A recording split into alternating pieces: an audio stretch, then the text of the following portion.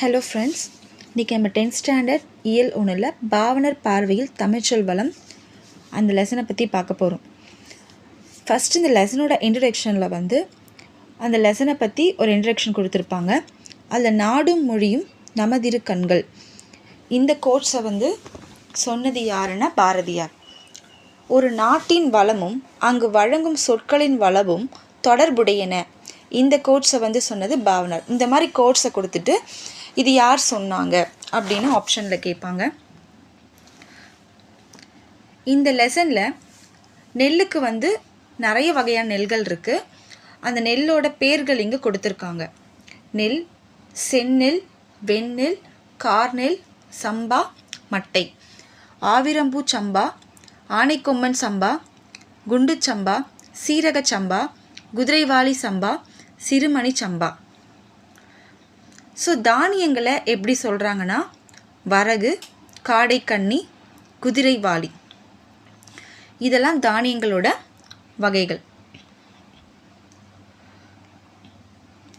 புக்கில் உங்களுக்கு தெரியுமா ஒரு பாக்ஸில் கொடுத்துருப்பாங்க. பாக்ஸ் கண்டென்ட்டு உலகில் இது ரொம்ப இம்பார்ட்டன்ட். பாக்ஸ் கண்டென்ட் நிறைய எக்ஸாம்ஸில் கேட்டிருக்காங்க.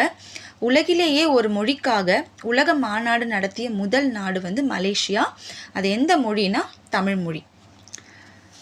ஸோ தாவரங்களோட அடி வகைகளை தமிழில் எப்படி சொல்கிறாங்கன்னா இந்த பக்கம் தாள், தண்டு, கோல், கழி, கழை, அடி.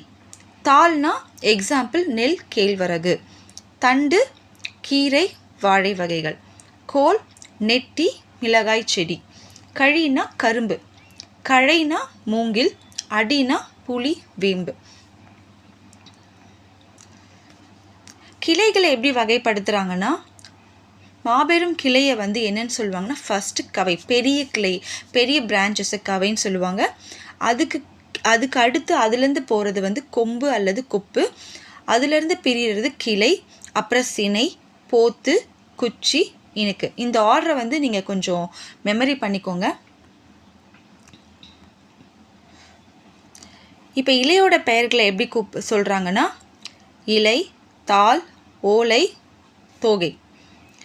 இலைக்கு எக்ஸாம்பிள் வேப்ப இலை, வேம்பு, புளிய இலை.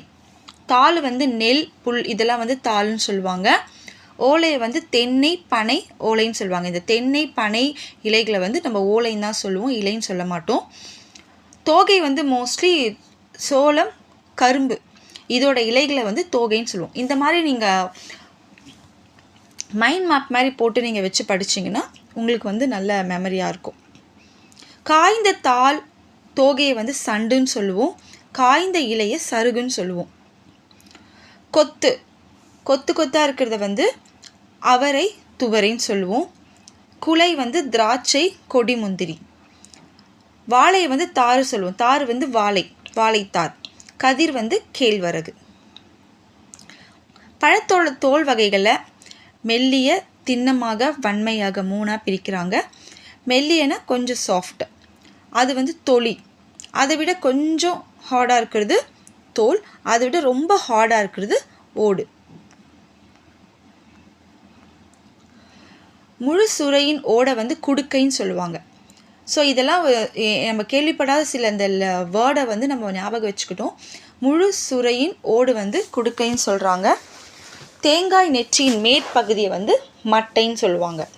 தாவரங்களில் விளையும் தானியம், தானியம் இருக்கு இல்லையா, அது தாவரங்கள் விளையும் தானியம் மணி.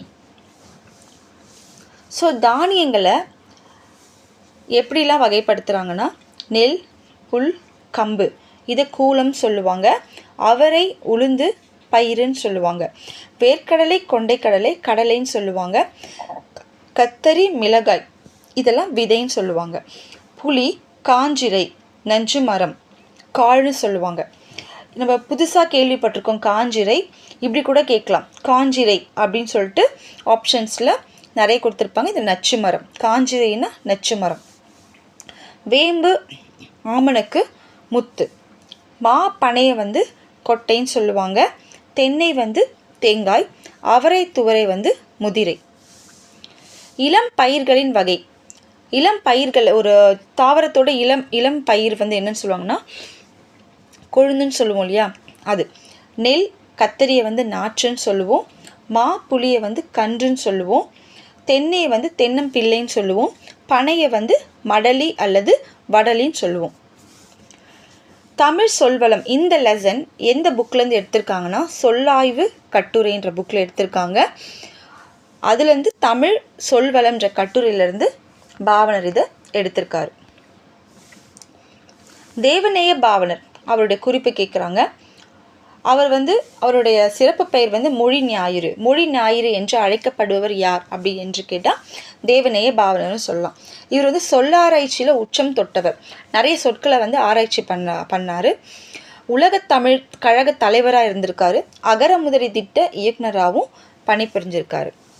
Thank you friends.